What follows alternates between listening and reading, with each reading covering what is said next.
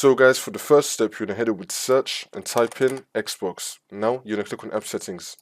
And then once you're on this, you're going to scroll down and then click on terminate. Now you're going to click on reset and then click on reset again. Wait for this to load. You want to reset the Xbox application. For the second step, you're going to head over to search again and type in check for updates. Click on it. And then once you're on this, you're going to click on check for updates. Make sure that your computer is fully up to date. For the next step, you're going to head over to search again and type in date and time settings. Click on it. And then once you're on this, make sure that your time zone is correct. Make sure that you have set time automatically turned on. Now you're going to scroll down and then click on sync now.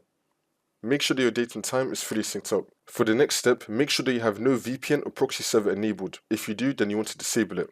For the next step, you're going to head over to search and type in CMD. Now you want to run it as administrator. And then click on yes. And then once you're on this, you're going to type in ipconfig space /flush DNS. Click on enter. Now you're going to type in netsh space winsock space reset. Click on enter again. And now for the last step, you just want to restart your computer. And then the problem should be fixed.